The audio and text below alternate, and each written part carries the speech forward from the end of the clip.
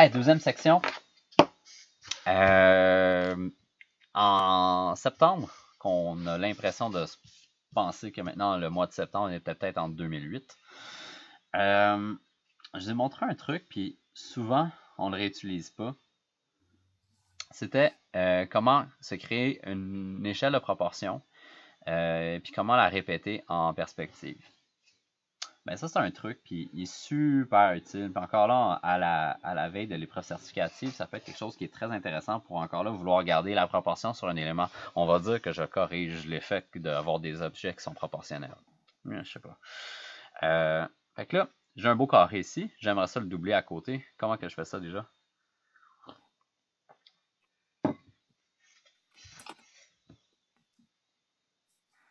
Je fais un X pour trouver le centre, puis après ça, je transpose mon centre sur le côté. Puis là, je refais un X en passant par le nouveau centre et j'ai trouvé un nouveau carré de la même grosseur. Ouais, à peu près. Oui, on peut faire ça ici. En 2D, c'est pas nécessaire parce qu'on est sûrement capable de le couper en deux. En perspective, tu as absolument raison que ça va aider beaucoup à garder votre centre. Parce que le centre, on va se rappeler que la première moitié et la deuxième moitié n'auront pas nécessairement la même grandeur. Par contre, en pratique, faire ça, ça prend beaucoup plus de lignes de construction. Puis, généralement, c'est ça qui décourage les étudiants de le faire. J'ai fait les calculs, j'ai fait plein, comme j'ai pris la même échelle de proportion, puis je l'ai refaite comme 13 fois avec la croix puis pas de croix. Il y a des millimètres de différence. C'est pas si pire que de couper au centre. Là. Souvent, on est capable de l'estimer. Mais bref, si vous avez besoin de ça, pour être encore plus parfait, c'est vraiment une très très bonne idée. Donc, on se rappelle de ça. Mais maintenant, on est rendu des kings. Au début de l'année, on avait la misère à faire deux lignes droites, une à côté de l'autre, parallèles sur 17 pouces. Ben, en fait, sur 4 pouces, on avait de la misère. Maintenant, on est capable de le faire sur 17 pouces. Fait que là, on est rendu bon. Puis on est capable aussi, mentalement, de projeter nos lignes. Hein. Oh boy! Là, je dis qu'on est capable de faire des lignes droites, puis je suis incapable. Puis là, je me dis, voici ma première unité. Et maintenant, mentalement, je peux dire, bon, ben, ici, j'ai un centre. Ici, j'ai un coin. Je peux le projeter là, puis je peux m'en aller là. Comme ça ici. Ce qui va me donner à peu près ma proportion. Donc, on est capable de le faire avec un minimum, en fait, avec aucune ligne. On peut juste regarder la relation, tirer notre point, même prendre le baril de notre crayon, regarder si ça fait du sens, puis le projeter. Donc, c'est quoi là? Tu peux répéter 2 secondes? Vu qu'il n'y a pas de ligne, je ne peux pas comme revoir mentalement qu'est-ce que ça fait. Ok, ben mes lignes mentales sont en bleu que je vais tracer. Ok. Je trouve le centre, je pars là, je passe par ici, puis je finis là. Parce que je suis capable de projeter une ligne à travers de deux, puis de continuer. Pour vrai, tout mon cours est, je regarde deux lignes, puis je projette vers un point de fuite. C'est pas mal juste ça, mon cours. Fait qu'on devrait être pas pire, là. Fait que ça, c'est un petit peu la gymnastique là-dessus. Fait qu'oubliez jamais ce truc-là. Super important. Ça va aussi vous aider à générer vos 2D si vous en avez besoin. Fait que là, je vais faire une petite... je vais le passer même? Non, je vais le faire ici. Je vais faire une petite démo. On va se dessiner un genre de petit couteau de cuisine. Quand même assez le fun. Puis c'est un élément qui est gossant à dessiner un couteau de cuisine, mais qui est quand même agréable à faire. Dans le sens que c'est quelque chose qui est très très long. Fait que peu importe dans quel sens qu'on le met, ça a tendance à être comme pas agréable à dessiner en perspective. Mais en réutilisant cette technique-là, puis juste une seule ligne de section qu'on a utilisée pour faire les tentes, vous allez voir, vous allez être capable de reproduire relativement fidèlement l'image en 2D, mais dans votre vue 3D. Donc, moi, je m'établis une proportion pour ma poignée. Après ça, je sais que ma lame va finir en haut ici, comme ça. Puis je peux dire, bon, mais là, c'est sûr qu'à chaque fois que je fais ça, je me ramasse tout le temps sur le bord de ma feuille. Je devrais dessiner mon couteau de l'autre sens. Ben, je pourrais me dire, ben, premièrement, si je regarde ma poignée, elle est pas mal 2 hauteurs de long. Puis après ça, si je veux calculer ma longueur de lame, je peux y aller avec mon unité de poignée. Donc, combien de poignées je la veux de long? Ben, moi, je dirais, peut-être à peu près jusqu'ici. Fait que là, je peux me dire, ok, cool. je vais me faire une échelle. Là, ça a l'air d'un couteau à beurre. Ou d'un scraper, là. Fait que je prends mon coin. Je vais le porter là. Une unité. 2 unités. Puis, en fait, celle-là, elle va être... Ouais, borderline 3. Elle est comme un peu 3/4, parce que je pense qu'elle devrait être un petit peu plus, là. 1, 2, 3. On va dire 2,5. Je vais le finir là, mon couteau.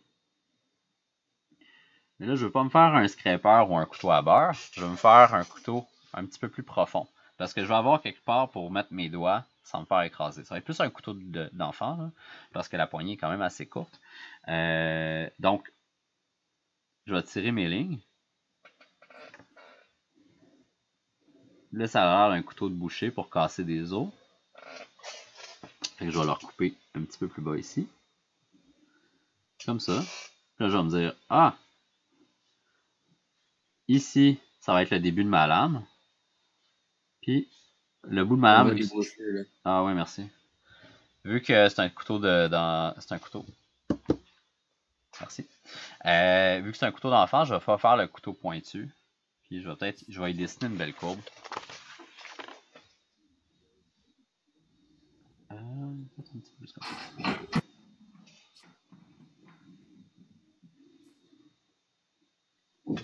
Comme ceci.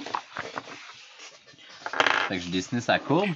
Puis finalement, je vais y donner un arrondi ici à l'avant pour juste créer comme une genre de garde pour être sûr qu'il ne va pas se couper les doigts. Bon, on va souhaiter qu'il ne se coupe pas les doigts là, parce que c'est ça. C'est un couteau quand même.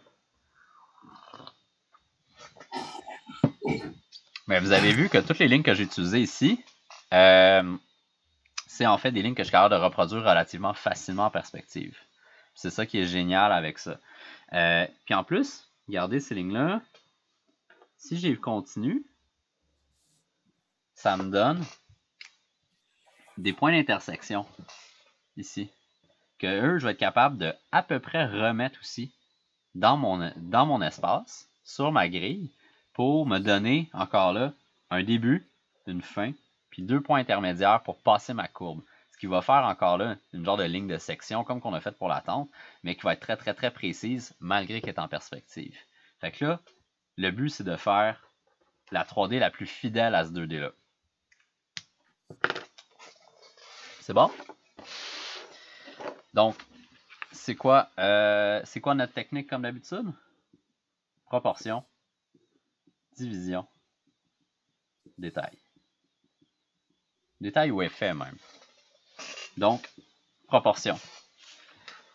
Quand j'utilise quand il y a une vue 2D qui est très très très visuelle comme celle-ci, ce qui peut être intéressant encore là, ben là je vais repartir avec mon gris. Ben, je vais me faire tout de suite ce plan-là ici. Là. Je vais aller me le reproduire en perspective. Puis là, juste pour donner un peu de challenge, ben aussi que ce soit un peu moins menaçant, je vais mettre ma lame loin. Puis en ce moment, j'ai dessiné une ligne ici, mais il y a des bonnes chances qu'elle soit pas là. Fait que c'est juste pour vous donner un petit peu mon plan. Fait que je me crée un premier panneau de perspective. Mon épaisseur, je vais venir la mettre à la fin. Ce qui est important, c'est d'être capable de redessiner mon pattern de lame. Puis,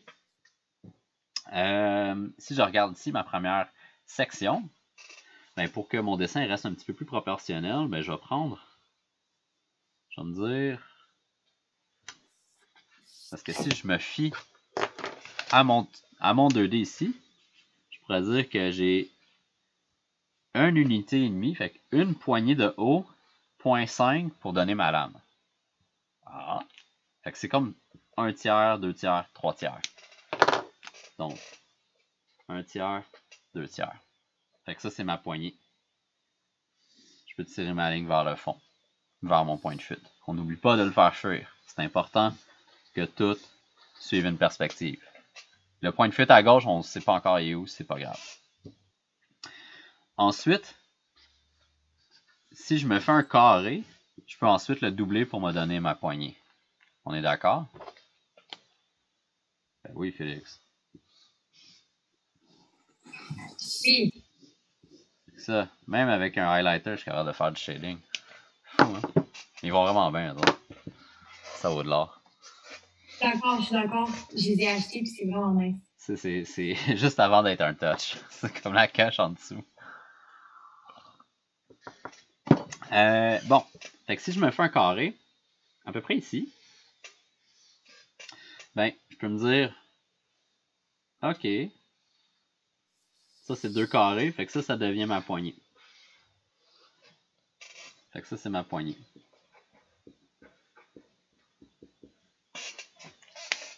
Ensuite, j'ai dit 1, 2 et demi pour la longueur de ma lame. Fait que je vais prendre cette unité-là de poignée, puis je vais aller la répéter dans ma perspective. Ça va finir un peu plus loin que je pensais finalement. Mais c'est pas grave. Donc, ça c'est pas mal mon centre de ça, parce que j'ai besoin de mon centre pour me calculer. Je pars de là, je m'en vais là, une unité. Je m'en vais au début de ma deuxième unité, je passe par le milieu, je m'en vais ici, 2. Puis là, à la fin, ça va être une demi. Il y a plusieurs façons de le faire, mais j'ai le goût de le faire. On va prendre la dernière qu'on a dessinée, on va la couper en 2, puis on va refaire la même affaire. Parce qu'il y a d'autres farfouilles, mais je trouve que c'est un peu trop, là.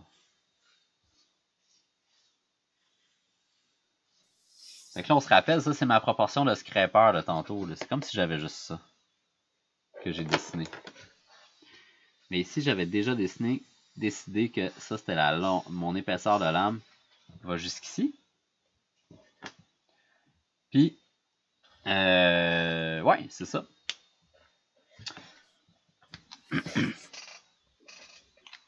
Next step, il faut que j'aille placer mes 4 points.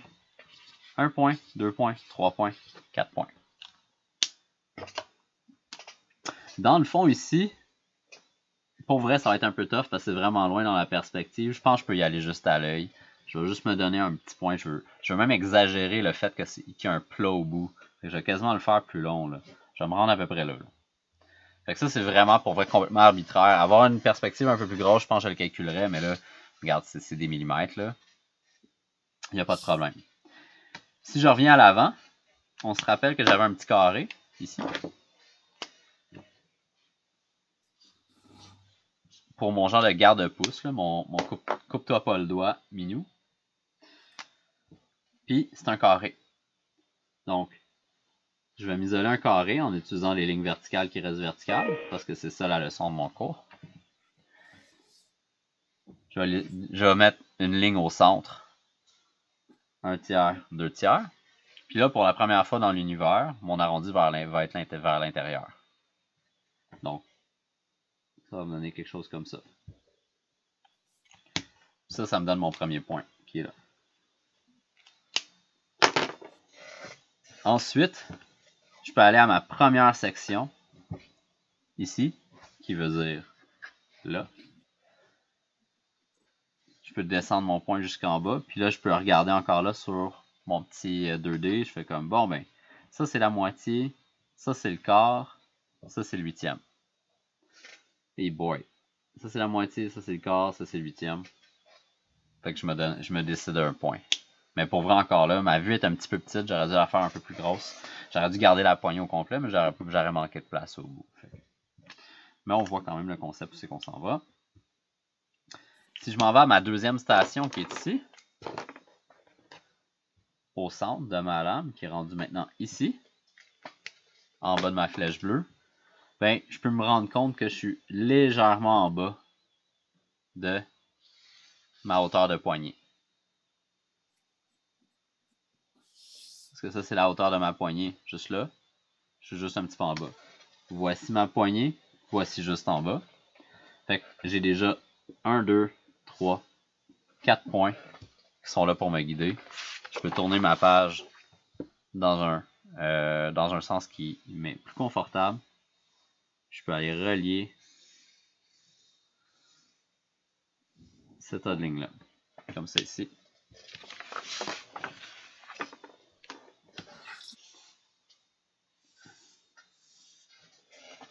Et on a passé à travers. Tout ce qui me reste à faire, c'est d'épaissir la poignée.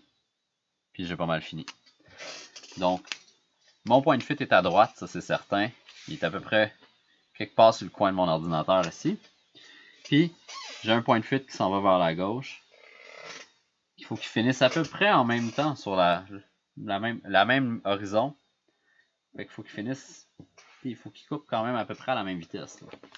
Donc, je me fais des petites lignes comme ça. Puis je m'assure encore là qu'il y a une certaine convergence. Ça me prend de la ligne en avant. Généralement, les couteaux, la lame est au centre. Ouais, je sais. Mais je regarde les objets, hein. Moi je suis un gars spécial.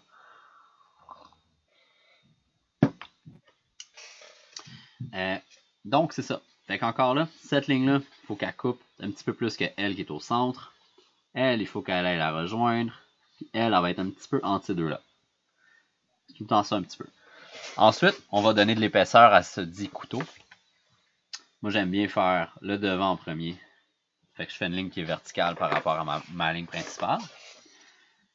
Je vais l'envoyer vers mon point de fuite, qui va encore le couper vers la droite, qui va aller rejoindre mes 4 autres lignes que j'ai générées. Je vais descendre à la verticale. Je vais faire la même chose en bas. Dans ce coin-ci, ça va devenir brouillon, c'est normal. Parce que là, à cause de mon point de vue surtout. De l'autre côté, je vais faire exactement la même chose. Soit je l'estime, ou soit j'utilise la dernière fois la passe-passe du grand chef pour vous montrer que on peut aussi créer des lignes miroirs. Parce que tantôt, on a vu, hein, le truc, il est très très versatile, ce truc-là. Là. C'est comme la base de l'univers, ça, en passant. Là. Si on regarde le côté de ma lame, ma lame est ici. Là, en ce moment, j'ai un côté comme ça. Puis là, ce que je veux savoir, c'est je suis où de l'autre bord? On peut faire exactement le même truc. Je me trouve mon point au centre. Je pars d'un coin. Puis, je m'en vais de l'autre côté. Donc, c'est pas juste pour multiplier les éléments, c'est aussi pour créer des miroirs en termes de proportion. Quand même cool.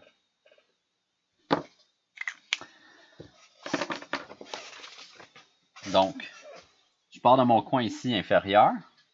Je le passe par le centre que j'ai déjà établi. Je m'en vais en haut là. Ligne parallèle et verticale pour la hauteur. Puis je suis rendu avec le double de mon couteau. De ma prise au moins. Puis là, je peux juste aller compléter à l'arrière. Ici. Je n'irai pas tout faire les lignes à l'arrière parce que ça va juste faire du charabia puis personne ne va comprendre. Puis, j'ai pas mal toutes les lignes de construction que j'ai besoin pour faire mon dessin. Je peux me replacer. Prendre un crayon qui écrit bien. Puis, un peu de thé, puis je peux me l'habiller. Oui, c'est ça. Puis on pourrait même rajouter quelques éléments, comme je pourrais arrondir cette affaire-là. Fait que... Ah, ok, de même. Ça, c'est arrondi. Est-ce qu'on se rappelle que c'est des petits bouts d'ellipse? Je suis en train d'arrondir mon couteau juste un peu. Puis là, je pourrais même prendre cette forme-là et dire « Ah! » Et là, tantôt, on a appris comment qu'on est capable de faire une forme juste un petit peu décalée dans l'espace. Comme c'est ici. C'est un petit peu centré, celle-là, c'est pas grave.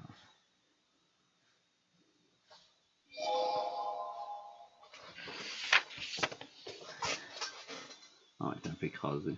Il aurait dû la faire un peu plus là. C'est pas grave. J'étais trop. Une ligne là ici. Fait que je commence par la poignée personnellement. Parce qu'elle est en avant de la lame. Puis elle est en avant du dessin aussi.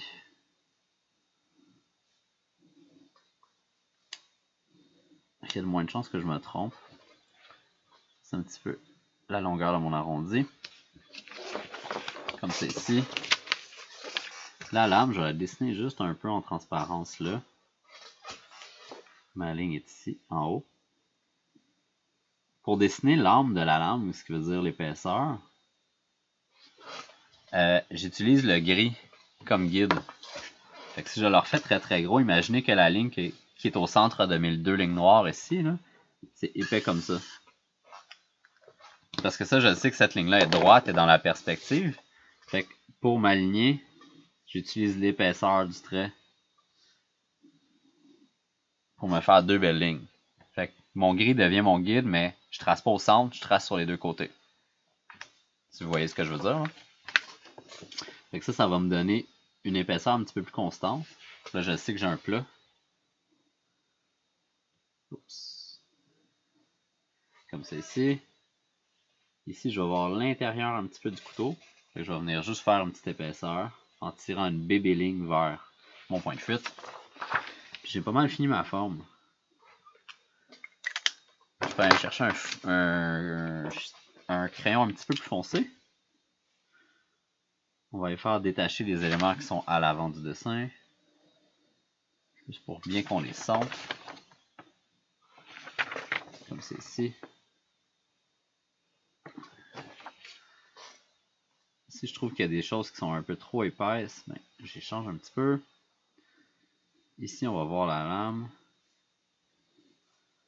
On va peut-être la voir là aussi.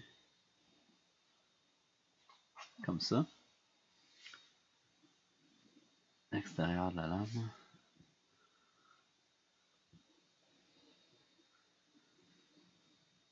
Et voilà. On n'est pas pire. Je vais aller chercher mon crayon un petit peu plus faible. Puis, je vais aller même faire une petite texture de bois. Sur le corps de la lame. Excusez-moi, de la poignée. Juste pour montrer que c'est du bois. Là, des fois ici, il y a des genres de petites affaires que j'ai aucune idée à quoi ils servent. Et pour pas que les aliments ils collent trop sur la lame. T'en parleras à l'ail en général. Ouais, non, ouais. Mais c'est pour faire un peu d'aération. Ben, the more you know. Puis ensuite, tout ce qui me reste à faire, c'est rajouter un petit peu de gris, juste pour encore là, aller bouger un peu le contraste. C'est pas nécessaire, on pourrait le faire avec du hachurage, mais moi j'aime bien ça.